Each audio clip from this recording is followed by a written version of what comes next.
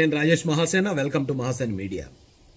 ప్రశ్న రావణంలో మొదటి కేసు పెట్టినప్పుడే మార్పు వచ్చుంటే బాగుండేది అనిపించిందండి నాకు. నేను కూడా చెప్పాను, వద్దు అంత ఎక్కువ అగ్రెసివ్ అయిపోతున్నాడు, ఓవర్ యాక్షన్ అయిపోతుంది, దయచేసి తగ్గితే మంచిది అని. అతను తగ్గలేదు సరి కదా, ఇంకా అతన్ని రెచ్చగొడితే ఇంకా రెచ్చిపోయాడు. బెయిల్ వచ్చే ప్రతిసారి అతను ఏదో విజయం సాధించినట్టు ఆ పక్క ప్రకాష్ రాజ్ అక్కడెక్కడి నుంచో అతని వీడియోలు మాట్లాడడం, ఇంకొకటి మాట్లాడడం, అతనికి ఏదో నేను చేసేది ఏదో గొప్ప అనుకున్నాడండి. వన్ బై వన్ బెయిల్స్ వస్తూ ఉంటే, సరే ప్రభుత్వం నా మీద చిన్న కేసులే పెడుతుంది, నన్ను జస్ట్ ఒక వార్నింగ్ ఇచ్చి వదిలేద్దాం అనుకుంటుందని అతను గ్రహించలేకపోయాడు. గ్రహించలేక నేనంటే భయపడుతున్నారా, నేను నిరార్థక చేస్తాను, నేను ఇంకోటి చేస్తాను, నాకు 500 మంది పోలీసులు పెడతారా, ఇది చేస్తారా అది చేస్తారని చాలా ఎక్కువ ఓవర్గా మాట్లాడాడు సార్.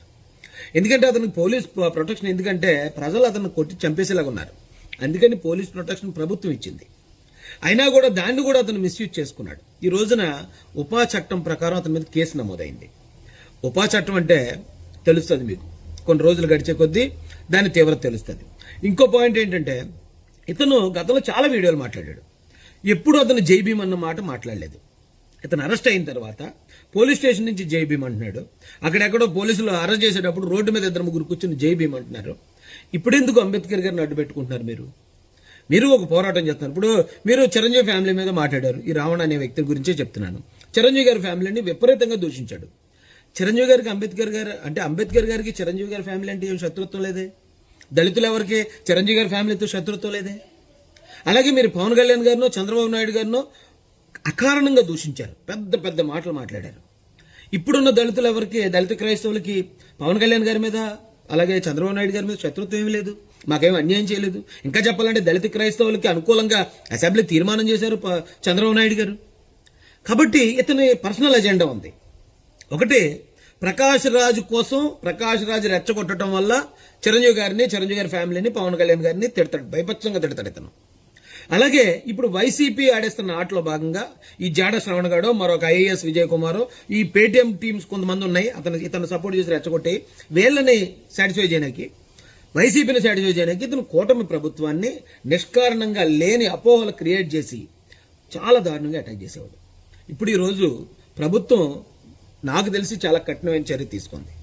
ఎందుకంటే ఇలాంటి వాడు ఏదైనా పార్టీలో ఉండి మాట్లాడితే ఓకే, ఎందుకంటే వైసీపీలో ఎంతకంటే దరిద్రంగా మాట్లాడే వాళ్ళు ఉన్నారు, ఎంతకన్నా బూతులు మాట్లాడే వాళ్ళు ఉన్నారు, అది రాజకీయం అయిపోద్దండి. కానీ వీళ్ళు అతి తెలివితేటలతో మేము రాజకీయానికి సంబంధం లేకుండా కులం మతం మూసుకేసుకుని మేము కూటమిని అటాక్ చేసేస్తాం, ఈ కులాన్ని మతాన్ని శత్రువుని చేసేస్తాం, ఇతర కులాలకి శత్రువుని చేస్తామని వీళ్ళు ఆడిన over action, over confidence game ఏదైతే ఉందో ఈరోజు దాంట్లో వీళ్ళు చిక్కుకున్నారు. కుల మతాలని రెచ్చగొట్టే విధంగా ఉపా అంటే అన్లాఫుల్ యాక్టివిటీస్ ప్రివెన్షన్ యాక్ట్. అన్లాఫుల్గా ఎవరెవరైతే ఇలాంటివి చేస్తారో వాళ్ళ మీద ప్రభుత్వం ఉపయోగించే ఒక వజ్రాయుధం అది. దాని తీవ్రత ఏంటో తెలుస్తుంది. ఎందుకంటే మన చట్టాల్లో ఉన్న లొసుగులు, మన చట్టాల్లో ఉన్న లోపాలని పట్టుకుని ఈ జాడాగాడో మరొక మాడాగాడో ఎవడో కూడా వచ్చి ఎవరిని పడితే వాళ్ళని తిట్టేసి ఆ తిట్టిన దానికి పెద్ద కేసులు వెళ్ళి వెంటనే బెయిల్ వచ్చేద్దని మీరు చట్టాల్లో ఉన్న లొసుగులు వాడుకుని మీరు తప్పులు చేస్తూ ఉంటే మిమ్మల్ని కంట్రోల్ చేసే గవర్నమెంట్కి ఇంకెన్ని తెలివితేటలు ఉంటాయి? మరి ఆఫ్టర్ ఆల్ మీరే ఇన్ని తెలివితేటలు చూపిస్తూ ఈ రోజున మీరు రాజ్యాంగానికి చట్టాలకి విరుద్ధంగా అందరినీ తిట్టేసి మిమ్మల్ని అరెస్ట్ చేయడానికి వచ్చినప్పుడు మీరు రాజ్యాంగాన్ని పాటించాలి, చట్టాన్ని పాటించాలని మీరు నీతులు చెప్తా ఉంటే ఎవడు వింటాడు? ఈ రోజున ప్రజాగ్రహం ఉంది మీ మీద. మీరేదో పులిని చూసి నక్క వాతలు పెట్టుకున్నట్టు మేమేదో పోరాట యోధులు, అందుకే మా మీద ప్రభుత్వం కేసులు పెడుతుందని మీరుగా ఫీల్ అయిపోతున్నారు. కానీ ప్రజలు మిమ్మల్ని చేత్కరిస్తున్నారు, చేదరించుకుంటున్నారు. ఈవేళ మీరు మాట్లాడిన ప్రతి మాట, అన్లాఫుల్గా మాట్లాడిన ప్రతి మాట ఈ రోజున సోషల్ మీడియాలో మొత్తం ప్రజలందరూ చూస్తున్నారు. దానికి ప్రజా వ్యతిరేకత ఉంది.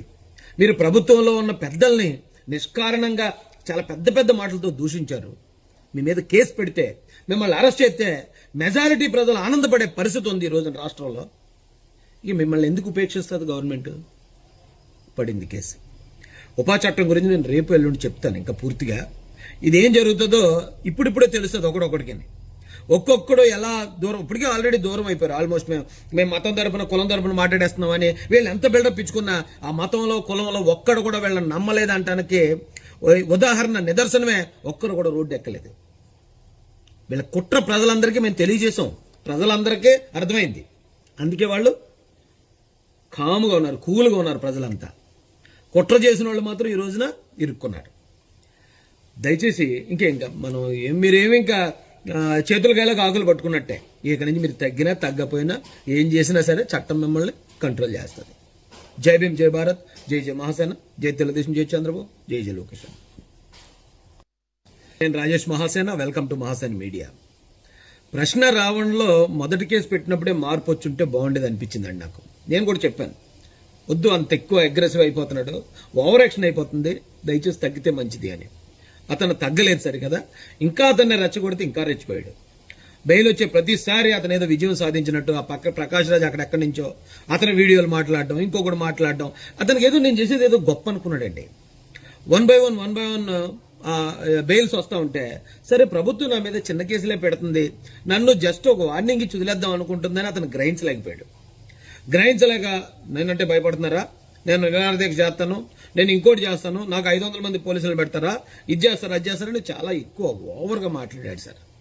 ఎందుకంటే అతనికి పోలీస్ ప్రొటెక్షన్, ఎందుకంటే ప్రజలు అతను కొట్టి చంపేసేలాగా ఉన్నారు, అందుకని పోలీస్ ప్రొటెక్షన్ ప్రభుత్వం ఇచ్చింది. అయినా కూడా దాన్ని కూడా అతను మిస్యూజ్ చేసుకున్నాడు. ఈ రోజున ఉపా చట్టం ప్రకారం అతని మీద కేసు నమోదైంది. ఉపా చట్టం అంటే తెలుస్తుంది మీకు, కొన్ని రోజులు గడిచే కొద్దీ దాని తీవ్రత తెలుస్తుంది.